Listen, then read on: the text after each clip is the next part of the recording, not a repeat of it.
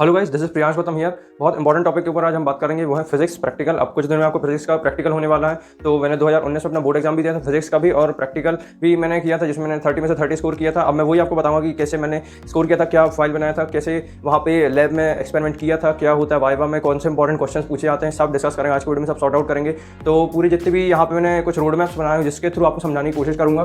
तो स्टार्ट करते हैं आज का वीडियो बिना किसी देरी के। चलो, सबसे पहली चीज़ आपको ध्यान रखना है प्रैक्टिकल रिकॉर्ड। प्रैक्टिकल रिकॉर्ड में आपकी फाइल, मतलब प्रैक्टिकल फाइल या प्रोजेक्ट फाइल हो सकता है, बोली गई हो आपको कि प्रोजेक्ट फाइल भी आपको बनानी है। तो प्रोजेक्ट फाइल और आपकी जो प्रैक्टिकल फाइल है आपको बहुत ज़रूरी है बनाना, और उसमें आपकी कॉपी में चेक होना ज़रूरी है ना। आपकी जो भी टीचर हैं, जो भी आपको फिजिक्स प्रैक्टिकल कंडक्ट कराते हैं, लेते हैं, उसके आपकी कॉपी पे साइन होना बहुत ज़रूरी है, चेक होना ज़रूरी है कॉपी। राइट, समझ में आ रही बात? कॉपी चेक होना ज़रूरी है, कॉपी बनाना ज़रूरी है, कॉपी कंप्लीट करना बहुत ज़रूरी है ना। इनकम्प्लीट कॉपी लेके मत जाना प्रैक्टिकल देने। कॉपी चेक होना ज़रूरी है, और कॉपी में कवर होना भी ज़रूरी है, उतनी इंपॉर्टेंट है। कॉपी में आपके टोटल 5 मार्क्स होंगे, ध्यान रखना इस बात का। तो कहीं भी एक नंबर कटना नहीं चाहिए, उसके लिए आपको क्या ध्यान रखना है, कॉपी चेक होना चाहिए, ठीक है। और दूसरी चीज़ क्या, कॉपी में कवर होना चाहिए, बहुत इंपॉर्टेंट चीज़।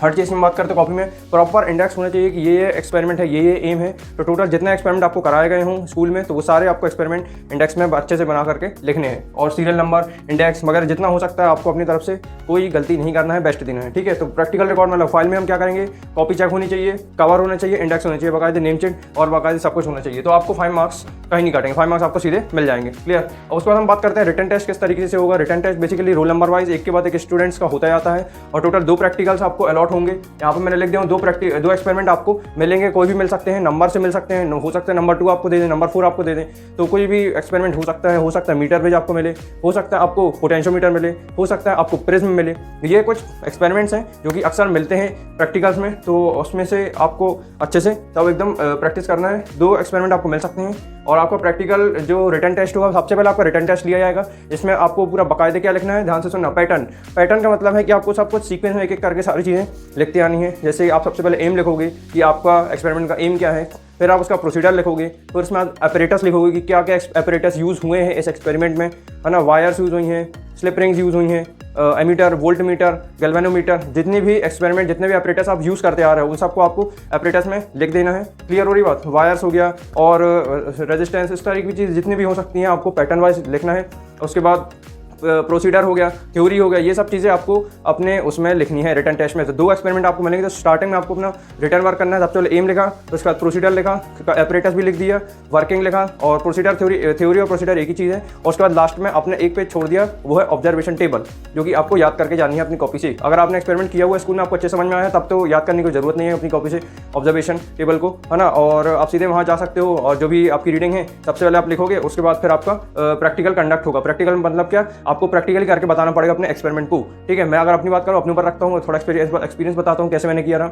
मेरे को मिला था एक मीटर ब्रिज का एक्सपेरिमेंट, और दूसरा मेरे को मिला था प्रिज्म का, है ना। दोनों मेरे से आते थे स्कूल में, मैंने थोड़ा बहुत सीख लिया था लास्ट टाइम पे। स्कूल में मतलब स्टार्टिंग में कुछ नहीं आया, लास्ट में जब टीचर समझा रहे थे तब मैंने समझ लिया कि भाई ये प्रिज्म होता है, इस तरीके से हम ये एक्सपेरिमेंट करते हैं। तो वो सब मैंने सीख लिया रहा है। ऑब्जर्वेशन टेबल भी मैं अच्छे से देख के गया रहा कि हाँ ये चैप्टर है, मतलब ये एक्सपेरिमेंट है, इस तरीके से हम ये करूँगा तो हो जाएगा। तो मीटर ब्रिज का था मेरे पास। सबसे पहले मीटर ब्रिज का मैंने थ्योरी पूरा जितना भी था, राम कहानी, वो सब लिख दिया, और इसी तरीके से मीटर ब्रिज के साथ और जो भी था प्रिज्म था, वो दोनों को मैंने लिखा। अब उसके बाद 2 घंटे का टोटल रहता है प्रैक्टिकल, 2 या 3 घंटे का आपको मिलेगा टाइम। तो उसमें थोड़ी देर बाद क्या होता है, प्रैक्टिकल हमको प्रैक्टिकली करके बताना पड़ता है। हमने एक्सपेरिमेंट लिख लिया, अब उसको ऑब्जर्वेशन टेबल निकालो, सब उसमें फिट करो। तो ये सब चीज़ें आपको करनी पड़ेंगी, याद रखना, ठीक है। अगर आप वो स्टूडेंट हो यार कि आपने स्कूल से मतलब कुछ नहीं सीखा, आपको कोई एक्सपेरिमेंट आता ही नहीं है, तो सबसे पहली चीज़ आपको अपरेटस पूरा पता होने चाहिए। क्या क्या अपरेटस, किसको मीटर ब्रिज बोलते हैं, किसको और एमीटर बोलते हैं, किसको वोल्ट मीटर होते हैं, किसको वायर को किससे कनेक्ट करते हैं, ये आपको बेसिक इतना नॉलेज होना बहुत ज़रूरी है। आप नेट से देख लेना, यूट्यूब से देख लेना, या बुक से पढ़ लेना, तो आपको स्टेप्स पता चल जाएंगे क्या क्या अपरेटस, किसको हम कैसे देखते हैं, समझते हैं। ये बेसिक चीज़ें थी। अब उसके बाद बात करते हैं, 2 घंटे का पेपर होगा, एक्सपेरिमेंट भी 2 होंगे, अलॉट हो जाएंगे। पैटर्न आपको लिखना है, एम, प्रोसीडर, थ्योरी, ऑब्जर्वेशन, खत्म। 2 चीज़ आपको मिलेंगी। तो उसमें उसके बाद फिर आपको लिखना है, लिख लिया। लिखने के बाद आपने क्या किया, उसके बाद प्रैक्टिकल होगा। प्रैक्टिकल आपको अच्छे से बनना चाहिए, है ना। घर से प्रैक्टिस करके ऑब्जर्वेशन टेबल रख के चले ना। अगर आपको नहीं आता कि कौन सा ऑब्जर्वेशन टेबल कैसे निकालते हैं, किससे मल्टीप्लाई करते हैं, तो आपको ऑब्जर्वेशन टेबल याद करके आनी है। किसी भी तरीके से मार्क्स एक भी नहीं कटने चाहिए, 30 में से 30 हमको लाने हैं। ये चैलेंज है हमारे लिए, राइट। तो ये बात का आपको खास ध्यान रखना है, मैंने ये बहुत इंपॉर्टेंट टिप थी, ठीक है। उसके बाद बात करते हैं, तो इस तरीके से आपको क्या हुआ, 10 मार्क्स मिल जाएंगे। 5 मार्क्स आपकी कॉपी के, और उसके बाद रिटन टेस्ट में आपको 10 मार्क्स मिल जाएंगे। 2 प्रैक्टिकल्स हैं 5 मार्क्स के, तो 10 मार्क्स इस तरीके से आपको प्रैक्टिकल हो गए। इसी में अपना डायग्राम बना दो, जितना बना सकते हो डायग्राम, थ्योरी, एम, प्रोसीडर सब कुछ एक एक करके आप पैटर्न वाइज लिखते आओ। तो आपकी ये कॉपी में बेसिकली राइटिंग अच्छा होना जरूरी है, क्योंकि आप टीचर चेक करते हैं तो उसमें राइटिंग देखते हैं कहीं मिस्टेक तो नहीं करी है, कहीं कुछ गड़बड़ तो नहीं करी है। तो वो बहुत इंपॉर्टेंट टिप थी कि इसको अच्छे से आपको लिखना है। क्लियर हो गया यहाँ तक? और उसके बाद हम आगे बढ़ते हैं वाइवा में। सबसे इंपॉर्टेंट है वाइवा, और यहाँ पे मैंने एक चीज़ और इन्वॉल्व किया हूँ, प्रेजेंटेशन। खैर उस पर अभी हम आते हैं। सबसे पहले वाइवा में जो क्वेश्चन सबसे कॉमन है जो पूछे आते हैं वो मैं आपको बता रहा हूँ। मेरे से पूछा गया था मीटर ब्रिज के बारे में। मीटर ब्रिज से हम क्या क्या फाइंड आउट करते हैं? तो मैंने बोला मीटर ब्रिज हम शंट रेजिस्टेंस फाइंड आउट करते हैं या अननोन रेजिस्टेंस हम फाइंड आउट कर सकते हैं, है ना। और मैंने अभी बताया था और पोटेंशियोमीटर का, मतलब मैं बता रहा हूँ कि क्या क्या क्वेश्चन पूछे जा सकते हैं। मैंने अपने टाइम में जो देखे रहे कई स्टूडेंट्स को पोटेंशियोमीटर के बारे में पूछ सकते हैं। अब वो मान लो ऐसे घुमा के भी पूछते हैं कई बार कि इंटरनल रेजिस्टेंस हम किस एपरेटस से निकालते हैं, उसका नाम बताओ, तो वो है पोटेंशियोमीटर। पोटेंशियोमीटर एक ऐसा डिवाइस है जिससे हम क्या निकालते हैं? इंटरनल रेजिस्टेंस निकालते हैं और ईएमएफ भी निकालते हैं, है ना। ये इंपॉर्टेंट चीज़ है, पूछ सकते हैं ईएमएफ निकालने का कौन सा तरीका होता है, कौन सा एपरेटस होता है। तो ये इंपॉर्टेंट था। पोटेंशियोमीटर याद कर लेना, मीटर ब्रिज याद कर लेना, याद नहीं करना मतलब समझ लेना ताकि एटलीस्ट आप बोल पाओ वहाँ पे। और उसके बाद गैल्वेनोमीटर, गैल्वेनोमीटर का पूछ सकते हैं, ठीक है। और ये भी पूछ सकते हैं गैल्वेनोमीटर का करंट जीरो हो जाती है तो उसके बाद क्या होता है। तो ये कुछ बेसिक क्वेश्चन है जो अक्सर पूछे जाते हैं, इंपॉर्टेंट है, फेमस है। मतलब ये कुछ ऐसे क्वेश्चन से रिलेटेड पूछे जाएंगे या तो ये पूछ लिए जाएंगे, ठीक है। तो आपको अच्छे से तैयार करना ये क्वेश्चन। अब बात करते हैं प्रेजेंटेशन की। प्रेजेंटेशन का मतलब आप समझ रहे हो। प्रेजेंटेशन का मतलब ये है कि आप वहाँ पे अपना किस तरीके से कम्युनिकेट कर पाते हो टीचर्स के साथ में। जो एक्सटर्नल एग्जामिनर बाहर से आए हैं आपके स्कूल में प्रैक्टिकल्स कंडक्ट कराने के लिए, तो उनके साथ आपका कैसा बिहेवियर है, किस तरीके से आप अपने आपको प्रेजेंट कर रहे हो, आपका कॉन्फिडेंस कैसा है, किस तरीके से आप अपने हर एक चीज़ को बता पा रहे हो, एक्सप्रेस कर पा रहे हो कि भाई मेरा ये एक्सपेरिमेंट है, मैं ये ऑपरेटर्स इसमें इस एक्सपेरिमेंट में लगता है। ये सब आपको कॉन्फिडेंट होकर एग्जामिनर के सामने बोल देना है। क्लियर हो रही है यहाँ तक? तो प्रेजेंटेशन का बहुत बड़ा रोल होता है, कम्युनिकेट करना। बिल्कुल घबराने की जरूरत नहीं है, डरने की जरूरत नहीं है। एकदम अकेले में रहना, थोड़ा बहुत दोस्तों से थोड़ा साइड हो जाना, उस दिन दूरी बना लो थोड़ी सा, और जैसे डर कम लगेगा।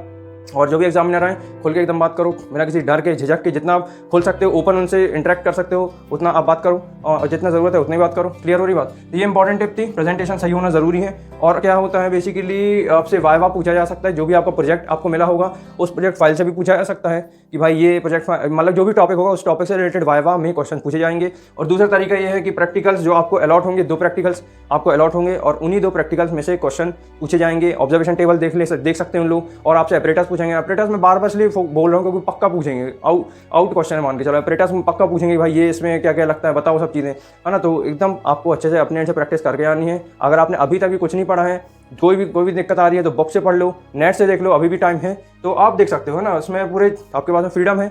और 30 में से 30 आपको चाहिए तो इतना तो करना पड़ेगा, है ना। कहीं पे भी नंबर नहीं कटने चाहिए, बहुत ज़रूरी है। और कोई ऐसे कई स्टूडेंट्स होते हैं जो चेट बना के ले आते हैं, जैसे मैंने और स्टूडेंट्स को देखा है, बट कई बार फंस जाते हैं वो स्टूडेंट जो अगर टीचर पकड़ लेते हैं तो बहुत बुरा हो जाता है उनके साथ में। फिर उनके क्या बोलते हैं उनके पेरेंट्स को बुलाते हैं और फिर भाई एक्सपेरिमेंट ही कैंसिल करवा देते हैं उनका कि भाई प्रैक्टिकल इन स्टूडेंट्स का होगा ही नहीं जिनने भी चीटिंग करी है या कुछ ऐसा गलत काम किया है। तो आपको ये काम नहीं करना है। कुछ भी हो जाए, जितना बने, कम बने, ज़्यादा बने, अच्छा बने, नहीं बने, अपने एंड से हमको अपना बेस्ट देना है। चीटिंग नहीं करनी है ना। जैसा भी बने जो भी बने, बट चीटिंग नहीं करनी, क्योंकि चीटिंग में सीधे नंबर 24, 23, 22 इस तरीके से नंबर जाएंगे, आपका प्रैक्टिकल भी नहीं हो पाएगा इस तरीके से। तो कुछ नहीं करना है, चीटिंग तो किसी हालत में नहीं करनी, भले आप कुछ भी मत पढ़ के आओ, है ना। इस लेवल तक मैं बोल रहा हूँ, आप समझ पा रहे हो मेरी बात। तो आई होप कि आपको फील आ गई होगी जो भी मैंने अपना एक्सपीरियंस सब बताया अपने बारे में, किस तरीके से वाइवा होता है। अब जो भी मैं बोलूँगा सब समाप्त कर देता हूँ, जो भी बताऊँ अच्छे से समझ लेना। सबसे पहले प्रैक्टिकल फाइल आपको बनानी पड़ेगी, कॉपी बनानी पड़ेगी, जिसमें आपकी कॉपी चेक होनी चाहिए, कॉपी में बाकायदे कवर होना चाहिए, नेम प्लेट होना चाहिए, और आपके बाकायदे पूरे इंडेक्स होना चाहिए कि भाई हमने प्रॉपर एक एक करके आप एम बताओ कि ये इंडेक्स में हम ये एम है, ये हमने स्टडी किया है। इस तरीके से आपको 5 मार्क्स मिल जाएंगे, कोई नहीं रोकेगा। रिटन टेस्ट होगा, उसमें आपका रिटन टेस्ट में 2 घंटे का आपका पेपर होगा, उसमें आपको 2 एक्सपेरिमेंट मिलेंगे, अलॉट होंगे। कोई भी मिल सकता है, प्रिज्म मिल सकता है, मीटर ब्रिज मिल सकता है ना, और कोई भी मिल सकता है। 2 घंटे का आपका चलेगा। मीटर ब्रिज भी हो सकता है, पोटेंशियोमीटर, गैल्वेनोमीटर, इस तरीके का आपको कोई भी तो एक्सपेरिमेंट मिलेंगे और इस तरीके से आपको बताना है। रिटन टेस्ट होगा 2 का, ठीक है। तो 10 मार्क्स का आपका एक्सपेरिमेंट हो गया। पैटर्न वाइज लिखो सबसे पहले एम, उसका और डायग्राम है तो डायग्राम भी बना दो, प्रोसीडर, वर्किंग प्रिंसिपल, उसके बाद लास्ट में ऑब्जर्वेशन टेबल। इस तरीके से आपका पैटर्न बन जाएगा। नंबर कहीं नहीं कटने चाहिए, एकदम क्लियर वे में अच्छा प्रेजेंटेशन होना चाहिए अपना, ठीक है। और उसके बाद बात करते हैं वाइवा की। वाइवा मैंने आपको बताया 3 important question, galvanometer, meter bridge, और थर्ड था पोटेंशियोमीटर। इससे रिलेटेड क्वेश्चन पूछे जा सकते हैं। इंटरनल रेजिस्टेंस कैसे निकालते हैं, ईएमएफ कैसे निकालते हैं, है ना। ये सब बेसिक क्वेश्चन पूछ सकते हैं, याद रखना। मीटर ब्रिज, है ना। अननोन रेजिस्टेंस कैसे फाइंड आउट करते हैं, शंट रेजिस्टेंस कैसे फाइंड आउट करते हैं, ये बेसिक क्वेश्चन थे। और प्रेजेंटेशन का आपको ध्यान रखना, कहीं भी डरना नहीं है, कुछ भी नहीं हो, कुछ भी हो जाए बोलना जरूर है टीचर के सामने, है ना। मैं कहता हूँ गलत भी बोलो बट एटलीस्ट आप बोलो वहाँ पे, है ना। एकदम आप संत ऐसे खड़े हो जाओगे एकदम चुप, तो उसमें क्या है दिक्कत हो जाएगी, है ना। मार्क्स काट सकते हैं ऐसे। तो आपको अपने एंड से कुछ भी हो जाए, अच्छा बने बुरा बने कुछ भी है, बट बनना चाहिए, बोल दो उनके सामने, जितना आ रहा है उतना ही बोल दो, समझ गए। तो बिल्कुल डरना नहीं है, झिझकना नहीं है, खुल के बोलना है, क्लियर। और प्रोजेक्ट और प्रैक्टिकल मैंने बताया कि वाइवा आपका हो सकता है, आपके प्रोजेक्ट फाइल से कुछ भी क्वेश्चन पूछ लेंगे टॉपिक से रिलेटेड, है ना, और आपको प्रैक्टिकल जो भी आपको 2 अलॉट होंगे उससे रिलेटेड क्वेश्चन पूछे जाएंगे। तो आई होप कि मैंने सारे पॉइंट अच्छे से कवर कर दिया हूँ कि आपको हर एक चीज़ की फील आ गई होगी। इस वीडियो के खत्म होने के बाद आप एक्शन ले लेना, डायरेक्शन मैंने बता दिया इस वीडियो में कि क्या क्या आपको करना पड़ेगा, जिससे आपको 30 में से 30 कोई दुनिया की कोई ताकत रोक नहीं सकती, है ना। बस इसी के साथ आज का वीडियो खत्म करते हैं। तो कॉन्फिडेंट रहना है और कुछ भी हो जाए फोड़ के आएंगे, हम चीटिंग नहीं करेंगे, बिल्कुल फोड़ के आएंगे, भले हमारी तैयारी कम हो ज़्यादा हो, और अच्छा करके आएंगे। अपने आप को बोलो कि मैं कुछ भी हो अच्छा करके आऊँगा, अच्छा करके आऊँगा, बस उसके बाद पे जो होगा अच्छा होगा, ठीक है। जो होता अच्छे के लिए होता है, पढ़ाई करते रहो। All the very best, thank you and bye.